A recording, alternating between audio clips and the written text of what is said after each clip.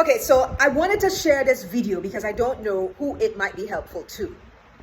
A good flower can be planted in the wrong place, it won't grow. Let me say that again. A good flower may be planted in the wrong place, it will not grow, right? And I want to give you guys the example so that we can relate to it. So I am an orchid lover. It's my favorite flower. And I bought 4 orchid plants. My mom planted them in an area in the garden. And it sprung out like 20 other orchid plants. So the space is tight right now with orchids in that area. Coupled with that, my mother decided she wanted to plant a pumpkin vine. That is now wild, growing all over the yard, and she's getting a lot of pumpkins, so it's growing. But it's also growing right through my orchids, right? And then she decided to plant lilies that are growing right through the orchids. So now the space is really tight and confined. The orchids are beautiful. I know they have the potential to grow, but in that space, they would not grow. And likewise, you, myself, we're good people, right? Creative, talented, productive. But if we're planted in the wrong space, whether it's house, it's business, it's workplace, in the wrong environment, we will not grow. There's a greatness in every single one of us that is waiting to come out, but it will only come out if we are in the right space, the right place for it to actually come out. So for example, you might be right now in a workplace that doesn't encourage your productivity, right?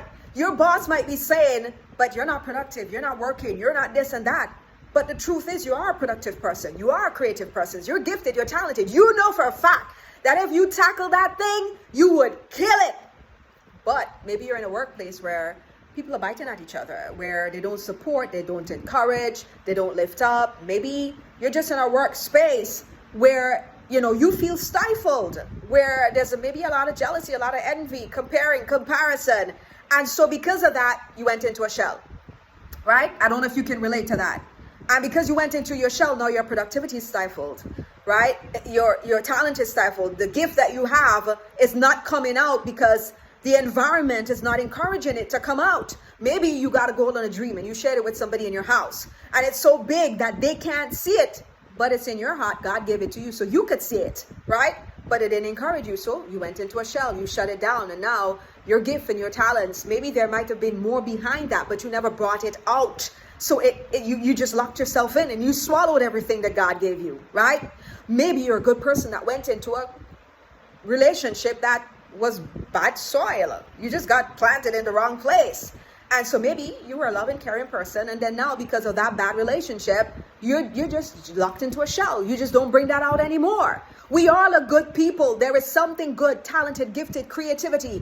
We all have greatness in us. But for it to come out, we have to be planted in the right space and place where you can have space to grow, where you can get some plant food, where you can get some sunlight, right? Where you can be around people who could tell you, yes, spread your wings and fly. You could do it.